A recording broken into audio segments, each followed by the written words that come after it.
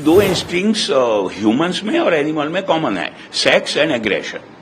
Now बहुत दुख की खेद की बात यह है कि इस केस में और ऐसे बहुत सारे केसेस में दोनों मिल जाते हैं कि ये जो केस है ये सिस्टम्स फेलियर है, लोकल गवर्नेंस सिस्टम्स का फेलियर है, इसमें तो कोई शक हो ही नहीं सकता। मुझे लगता है जरूरत है ये समझने की कि 100 में से, उदाहरण के रूप में 100 में से कौन से 5, 7, 10, 12 या 15 व्यक्ति हैं जो ज्यादा लायबल है, जिनकी बायोलॉजी और साइकोलॉजी ऐसी है कि ऐसा करने ज्यादा संभव है।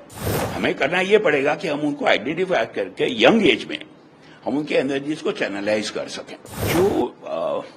जो प्राणी जगत है और हम मनुष्य ये क्लेम करते हैं कि हम प्राणी जगत में सबसे ज्यादा समझदार और इवॉल्व हैं, लेकिन जो फाइंडिंग आप बता रहे हो वो मेथड कोई भी हो, 100-150 साल पहले फिर साइकोलॉजिकल टेस्टिंग होती थी, फिर नार्को एनालिसिस होने लगी, या ब्रेन मैपिंग होगी, पॉलीग्राफ हुआ होगा। मेथड्स टेक्नोलॉजिकली अलग अलग हो सकते हैं, लेकिन जो तथ्य की बात जैसे आपने कहा यह है कि वो जो प्राणी सहज इंस्टिंक्ट है वो बेलगाम हो जाती है। फ्रॉइड ने कहा था करीब 100-125 साल पहले कि दो इंस्टिंक्ट्स ह्यूमंस में और एनिमल में कॉमन है, सेक्स एंड एग्रेशन। नाउ बहुत दुख की खेद की बात यह है कि इस केस में और ऐसे बहुत सारे केसेस में दोनों मिल जाते हैं, और इसमें माफ करें एक सिमिली दूं, गंभीरता से पिज्जा टॉपिंग जैसी बात हो जाती है। किसी एक व्यक्ति में, कुछ व्यक्तियों में वो सेक्सुअल एग्रेशन इंस्टिंक्ट होती है बहुत ज्यादा, वो सीख नहीं पाते सामाजिक या मानसिक रूप से उनको कंट्रोल करना, जो मोस्टली हम लोग सब सीख लेते हैं, और उसमें जुड़ जाती हैं चीजें सेक्सुअल फ्रस्ट्रेशन की, अर्बन माइग्रेशन की, exposure to television media including social media, और फिर शायद पैसे और पॉलिटिक्स और पावर की। एक थोड़ा टेंजेंट लेके ये तो कह ही दें कि ये जो केस है ये सिस्टम्स फेलियर है, लोकल गवर्नेंस सिस्टम्स का फेलियर है, इसमें तो कोई शक हो ही नहीं सकता। उसको डील करेंगे जो कंसर्न सेक्शन है, जो भी मुनासिब होगा, लेकिन समाज और मनोविज्ञान के रूप से देखें या क्रिमिनोलॉजी और मनोविज्ञान के रूप से देखें तो ये कारण उभरते हैं।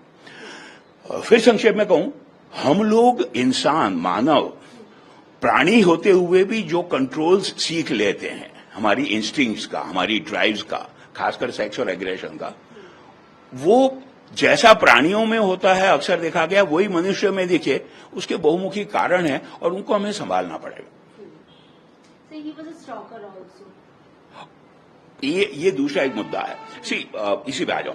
अक्सर मुझे इसका बड़ा दुख रहता है, और हमने थोड़ी कोशिश की है कुछ एनजीओ से स्टडीज करने की, उनको उन पे प्रोग्राम लागू करने की, लेकिन ज्यादातर विश्व भर में और इंडिया में ये हो रहा है कि इवेंट होने के बाद हम उसकी एनालिसिस करने लगते हैं उस व्यक्ति की, या ऐसा क्यों होता है। अच्छा भाई 50 ऑफेंडर्स को हमने स्टडी कर लिया, ठीक है, अच्छी बात है, उसका भी फायदा हो सकता है। एक तो ये कि दूसरे व्यक्तियों को डिस्करेज करे, एक थोड़ा भय फैले अगर जस्टिस ठीक हो, ये सब अपनी जगह ठीक है, लेकिन मुझे लगता है जरूरत है ये समझने की कि 100 में से, उदाहरण के रूप में 100 में से कौन से 5, 7, 10, 12 या 15 व्यक्ति हैं जो ज्यादा लायबल है, जिनकी बायोलॉजी और साइकोलॉजी ऐसी है कि ऐसा करने ज्यादा संभव है। तो हमें उनको तिरस्कृत बिना किए, ना कोई स्टिग्मा लगाए, ना कोई लिमिटेशन लगाए, क्या हम उनको आइडेंटिफाई करके उनको मदद कर सकते हैं कि उनकी जो इंस्टिंक्ट्स है, उनकी जो ड्राइव्स हैं, वो सुचारू रूप से चैनलाइज हो। ये प्रोग्राम्स होने लगे हैं वेस्टर्न कंट्रीज में, पाश्चात्य देशों में होने लगे हैं। और यहाँ एक बात और कह दूं, देखिए विश्व भर में अगर थोड़ा सा भारत से ऊपर उठ के देखें तो 2-4 प्रकार के सिस्टम्स हैं जहां जिसको एग्जामिन किया जाए ऐसे क्राइम्स के बारे में। या तो वेल डेवलप्ड, वेल एडमिनिस्टर्ड छोटे देश हैं, फिनलैंड, नॉर्वे, स्वीडन, वहां कंट्रोल हो गया है, या टोटलिटेरियन रेजिम्स हैं, सिंगापुर, गल्फ, यूएई और ये सब, वहां कंट्रोल हो गया।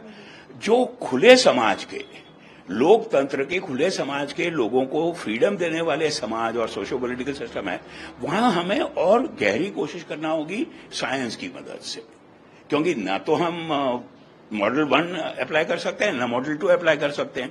तो हम जो खुले लोकतंत्र के लोगों को छूट देने वाले समाज हैं, वहां पे एक बार फिर कहूं, हमें वैज्ञानिक रूप से मिलजुल के कोशिश ये करना होगी हर कस्बे में, हर छोटे जगह पे, फिर कहूंगा नेगेटिविटी ना हो।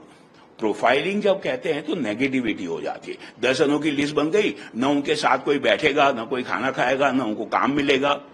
परिवार से और समाज से वो तिरस्कृत होके और ऐसा करेंगे, तो हमें ये नहीं होने देना। हमें करना ये पड़ेगा कि हम उनको आइडेंटिफाई करके यंग एज में हम उनके एनर्जीज को चैनलाइज कर सकें।